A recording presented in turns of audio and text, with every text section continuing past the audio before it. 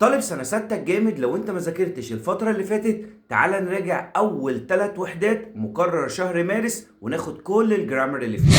اول حاجة يا بطل عندنا either or، يعني اما او.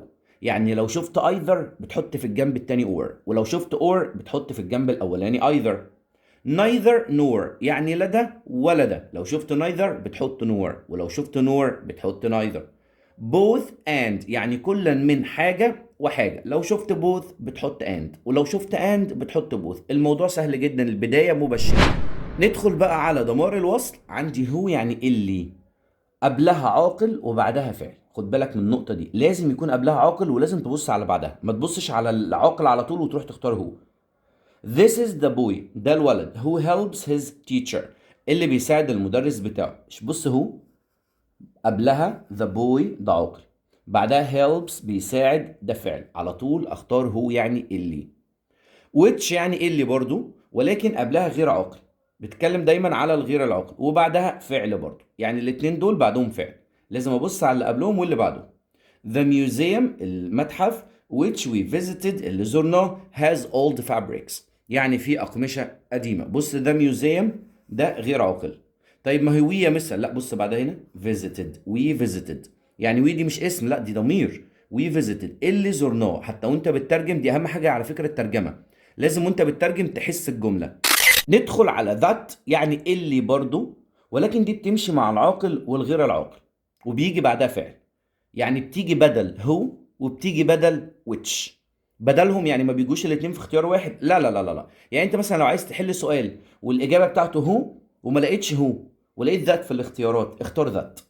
نفس الكلام لو عايز تحل مثلا سؤال وحسيت ان اجابته which قبله غير عاقل مثلا وبعده فعل وما لقيتش which، اختار ذات، مش هتفرق. يعني مثلا this is the boy اهو، نفس الجمله اللي انا قلت لسه قايلها لك. this is the boy ده الولد who helps his teacher اللي بيساعد مدرسه، لسه قايلها لك في الاول. ينفع اقول that مكانها، يعني ينفع اقول this is the boy that helps his teacher. نفس الكلام برضو في المثال التاني لما قلت لك the museum which we visited، المتحف اللي زرناه had old fabrics في أقمشة قديمة، احنا كنا قايلين which. طيب لو which مش موجودة مثلا في الاختيارات وجايب لي كذا اختيار وفي that موجودة، تعال يا that عادي، ينفع اقول the museum that we visited، يعني هي احتياطي. ندخل على whose، آخر حاجة معانا whose يعني اللي ملكه، قبلها عاقل أو غير عاقل.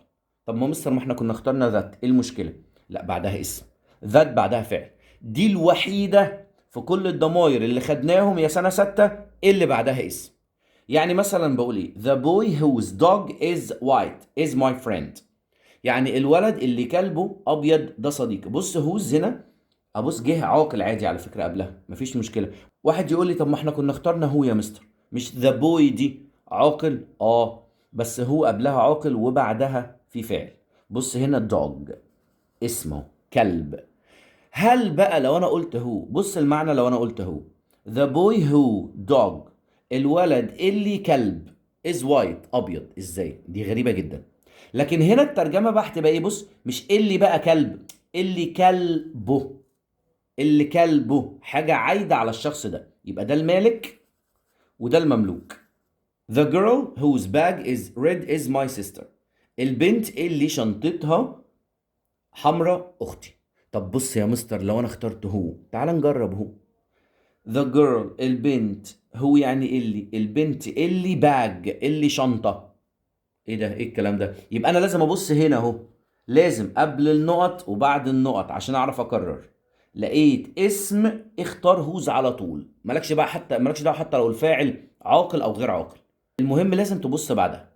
لو لقيت اسم تختار هوز، لو لقيت فعل بقى على حسب بقى، الفاعل لو عاقل بتختار هو، والفاعل لو غير عاقل بتختار ويتش، اما الاسم على طول هوز سواء الفاعل عاقل او غير عاقل. اخر حاجه معانا هي البريزنت بيرفكت اللي هو المضارع التام. المضارع التام زي ما اتفقنا بيتكلم عن حاجه حصلت قبل كده وليها اثر او مستمره او حصلت قريب. have وهاز والبي بي التصريف التالت اللي هو الباست participle. ايه التصريف التالت ده؟ المفروض ان انت تكون متعود عليه يا بطل. زي مثلا لما بنقول do التصريف التاني بتاعها did، التصريف التالت done ده اللي انا عايزه. go went gone ده اللي انا عايزه. visit visited visited يا مستر، طب ما هو التاني شبه التالت يا مستر. بومت، الله ينور عليك ان انت بتاخد بالك من حاجه زي كده. اي فعل التصريف التاني بتاعه اخره اي دي او دي او اي اي دي، اللي هو المنتظم، الافعال المنتظمه، بيبقى التصريف التاني هو التصريف التالت. يعني انت هتحفظ الغير منتظم بس، اما المنتظم انت كده كده عارف التاني فهتعرف التالت. زي مثلا invite هنا اخرها اي، فضفنا دي بس بقت invited واحنا كده كده عارفينها. التصريف التالت بتاعها invited عادي مفيش مشكله. study، ده انا بشيل الواي واحط اي دي في التصريف التاني، الله ينور عليك، studied صح. التصريف التالت بتاعها برضو هو studied.